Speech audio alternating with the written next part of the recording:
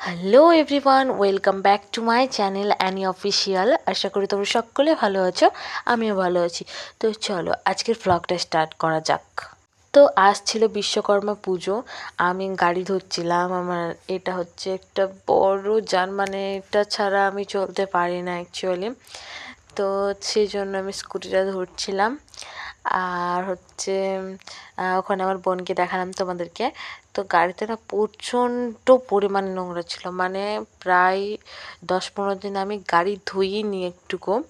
তো প্রচণ্ড কাদা ছিল, তো সেই জন্য ডাস্টার দিয়ে হচ্ছিল না ধোয়া। তো সেই জন্য আমি ভাবলাম তো চলো একটা কিছু নেওয়া যাক। তারপরে মা বললো এটা দিয়ে গাড়ির চাকাগুলো পরিষ্কার করলে ভালো তাড়াতাড়ি মানে কাদাটা দেবে। জানোই তো তোমরা যে কয়দিন থেকে প্রচণ্ড পরিমাণে বৃষ্টি হচ্ছে, এত বৃষ্টি হচ্ছে মানে পুরো বাড়িঘর সব কাদা হয়ে গেছে, এরকম হয়ে গেছে রাস্তাঘাট সব।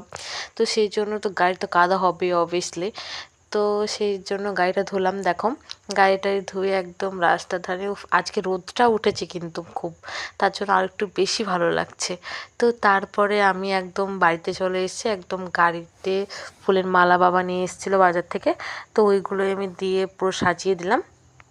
তো প্রতি বছরই হচ্ছে ঠাকুরমশাইকে দিয়ে পুজো করানো হয় গাড়িগুলোকে।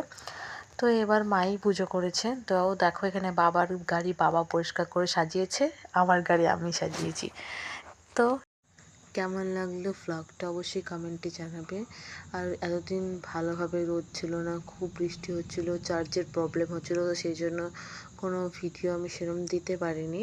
তো আজ থেকে আবার ঠিক মতো ভিডিও আবার কন্টিনিউ আসবে। তো তোমরা বিশ্বকর্মা পুজো কেমন কাটালে অবশ্যই আমাকে কমেন্টে জানাবে। তো তোমরা সবাই ভালো থাকো, নতুন ব্লগ তাড়াতাড়ি আসছে। রাধে রাধে, বাই।